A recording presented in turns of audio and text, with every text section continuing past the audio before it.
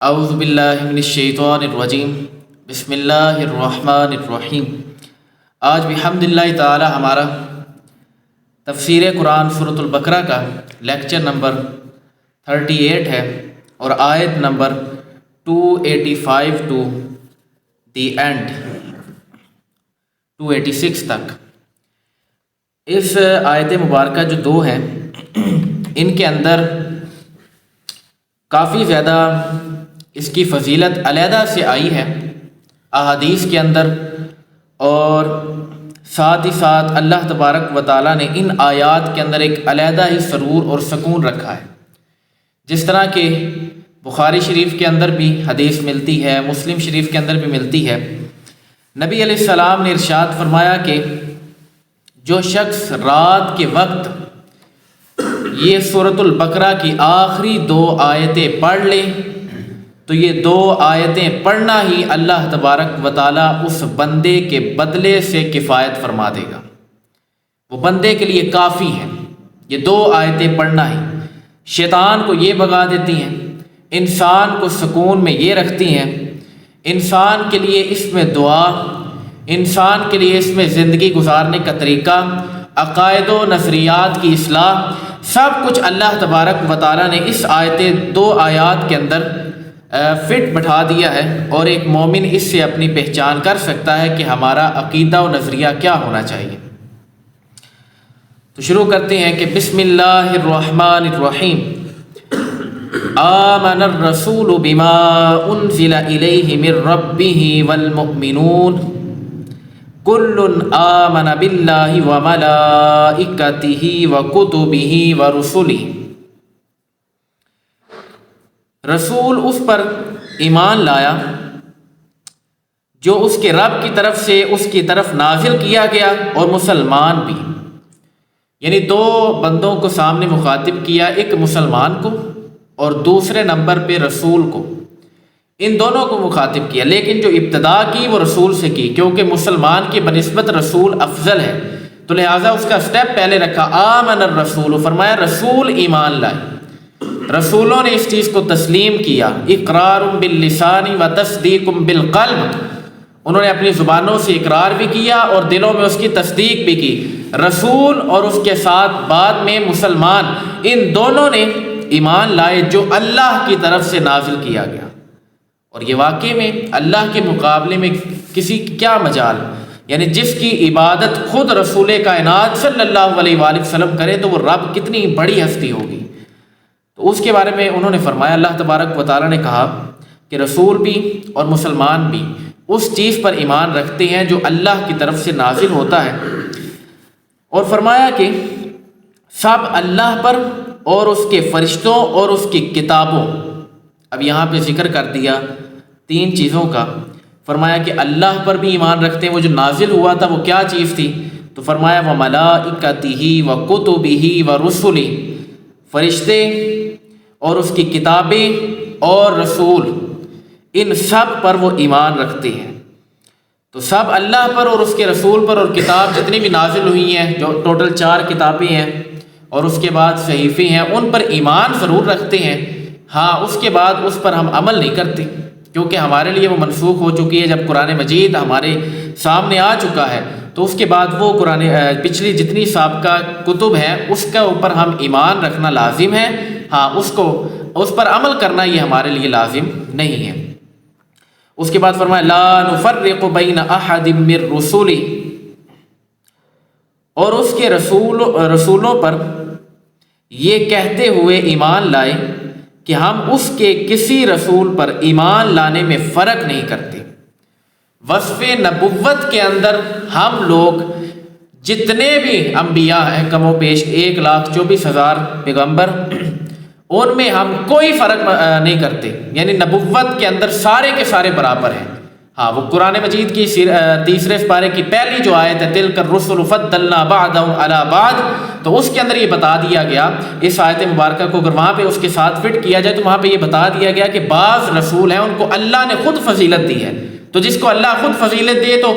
ہم نبوت کے اندر کسی کے اوپر کوئی کمپرومائز نہیں کرتے، سارے ایک لائن پہ۔ ہاں پھر اوصاف کے اندر کسی نہ کسی کو بلند رتبہ دے دیا، جس طرح کہ تمام نبیوں میں 313 رسول ہیں، پھر ان میں 5 بڑے اولو العزم پیغمبر ہیں کہ جن کے برابر لیول کا ہے ہی کوئی اور پیغمبر نہیں۔ تو لہٰذا یہ جب بتایا گیا تو ساتھ میں تو یہ ہمیں حکم دیا گیا کہ نبوت کے وصف کے اندر ان کے درمیان کوئی فرق نہیں کرنا۔ ہاں باقی درجات اللہ کے ہاں، اور ہمیں بھی بتایا گیا کہ اب نبی علیہ السلام تو سب سے اعلیٰ نبی ہیں، امام الانبیاء ہیں، تو ان کے مقابلے میں باقی تو کوئی نہیں، لیکن وہ بلند رتبہ ہے۔ نبوت کے وصف کے اندر سارے کے سارے نبی بالکل برابر ہیں، اور یہ ایمان رکھنا یہ بھی لازم ہے۔ وَقَالُوا سَمِعْنَا وَأَطَعْنَا غُفْرَانَكَ رَبَّنَا وَإِلَيْكَ الْمَصِيرُ، اور انہوں نے عرض کی، اے ہمارے رب، ہم نے سنا اور مانا، ہم پر تیری معافی ہو اور تیری ہی طرف پھرنا ہے۔ اب وہ آگے سے جو ایمان والے ہیں، جو اس چیز کو تسلیم کریں گے، تو انہوں نے عرض کی ہے کہ یا رب العالمین، ہم نے سنا اور مانا، جو تو نے کہا ہم نے سن لیا۔ ایمان والوں کا یہی تقاضا ہے کہ سب سے پہلے وہ بات کو سمجھتے ہیں، سنتے ہیں، ساتھ ہی اب چونکہ اللہ کی طرف سے بات آئی تھی، رسول اللہ خود اس کو فرمان کو آگے بیان کیا، تو جب یہ واضح ہو گیا تو کہا پھر ہم اس چیز کو مان بھی گئے ہیں، پھر ہمیں اس میں کوئی اختلاف نہیں، اور تیری ہی معافی، یعنی ہم تجھی سے معافی مانگتے ہیں، تو ہی بخشنے والا مہربان ہے، اور تیری ہی طرف پھرنا ہے، تیرے علاوہ ہمارے پاس اور کوئی راہ ہی نہیں ہے، ہم کہیں اور جا ہی نہیں سکتے۔ تو لہٰذا یہ عقائد، اس کے اندر سب سے پہلے اللہ تعالیٰ کی وحدانیت اس کو بیان کیا، اور ساتھ ہی ساتھ فرشتوں پر ایمان لانا اور اللہ کی کتابوں پر ایمان لانا، یہ سب کچھ ضروریات دین میں جو چیزیں تھیں اس کو بیان کیا، اور اس کے بعد فرمایا کہ رسول پر ایمان لانا، یہ عقیدہ رکھنا کہ اللہ تعالیٰ کے رسول ہیں جنہیں اس نے اپنے بندوں کی طرف بھیجا ہے، یہ سارا کا سارا ایمان رکھنا یہ بھی لازم۔ پھر اس کے بعد نبوت کے اندر سارے برابر ہیں، یہ ایمان رکھنا بھی لازم ہے۔ اس کے بعد فرمایا لا یکلف اللہ نفسا الا وسعها، اللہ کسی جان پر اس کی طاقت کے برابر ہی بوجھ ڈالتا ہے، یعنی کہ اللہ تبارک و تعالیٰ کسی کی اگر ہمت اتنی نہیں ہے کہ وہ بندہ حج نہیں کر سکتا، تو اللہ تبارک و تعالیٰ نے تو، اور شریعت کے احکامات بھی یہ کہتے ہیں کہ پھر اس پر حج ہی فرض نہیں ہے۔ اب ایک بندہ نکاح کے اوپر قدرت رکھتا ہی نہیں ہے، تو اس صورت کے اندر بھی شریعت نے کہا ہے کہ پھر وہ روزے رکھے، نکاح نہیں کر سکتا۔ اگر وہ خرچہ پانی اپنی وائف، اپنی بیوی کو پورا نہیں کر سکتا تو پھر وہ نکاح نہ کرے، پھر وہ روزے رکھے اور اپنی شہوت کو روزوں کے ذریعے کم کرے، روزوں کے ذریعے اس کو مارے شہوت کو۔ تو فرمایا کہ اس طرح یعنی جس چیز کی بندہ استطاعت نہیں رکھتا، اس سے بڑھ کے اللہ تبارک و تعالیٰ اس بندے پر وزن نہیں ڈالتا۔ جس کی سب سے بڑی مثال آپ یہ بھی سمجھ سکتے ہیں کہ جس بندے پر زکوٰۃ فرض ہی نہیں ہے، اس کی استطاعت ہے ہی نہیں کہ یار وہ زکوٰۃ دے، تو اللہ نے اس پر یہ چیز فرض بھی نہیں کی۔ تو جتنا جس کا وزن تھا، جتنی کوئی چیز بندہ برداشت کر سکتا تھا، اس کے اوپر کی۔ نماز ایک ایسی چیز تھی جو ہر بندے کے لیے فرض تھی، اور ہر بندہ اس کو ادا کرنے پر قدرت رکھتا تھا، کیونکہ نبی علیہ السلام نے جتنے بھی غزوات لڑے، ہر میدان کے اندر، ہر جگہ میں کبھی نماز قضا نہیں کی۔ تو یہاں سے پتہ چلا جو کام نبی علیہ السلام اور اس کے باوجود اصحاب نے بالکل پابندی کے ساتھ کیا، تو وہ کام ہو سکتا تھا، اس کے متعلق ہر بندہ قدرت رکھتا ہے، تو لہٰذا اس پر اگر کوئی بندہ عمل نہیں کرے گا تو وہ گناہ گار ہوگا۔ ہاں زکوٰۃ ہے، حج ہے، اس کے اندر استطاعت نہیں تھی تو اس کی جان سے بڑھ کر اس پر وزن اللہ تبارک و تعالیٰ نہیں ڈالتا ہے، جتنی اس کے اندر جان ہے اسی کے مطابق اس کے اوپر وزن ہے، یعنی جتنی بندہ قدرت اور وسعت رکھتا ہے۔ لہا ما کسبت وعلیہا ما اکتسبت ربنا لا تؤاخذنا ان نسینا او اخطأنا، کسی جان نے جو اچھا کمایا وہ اسی کے لیے ہے، اور کسی جان نے جو برا کمایا اس کا وبال اسی پر ہے۔ اے ہمارے رب،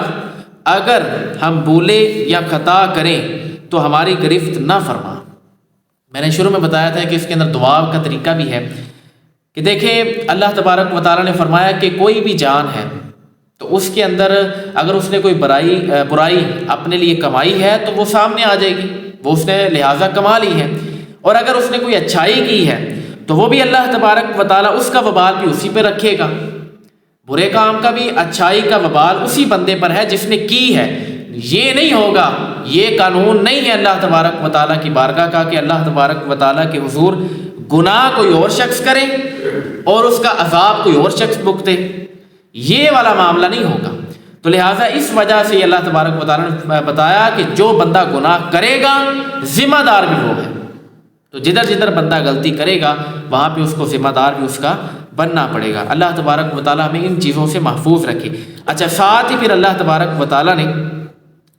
بتایا کہ اب آگے بندہ عجز کے ساتھ کہتا ہے کہ اگر ہم بولیں یا خطا کر بیٹھیں تو اے مالک و مولا تو مالک ہی ہے، تو ہی بخشنے پر قادر ہے، تیری قدرت اعلیٰ ہے، تو فضل کر دے تو تیرا کیا جاتا ہے۔ اب اللہ کے حضور اگر بندہ بخشش کی دعا کرے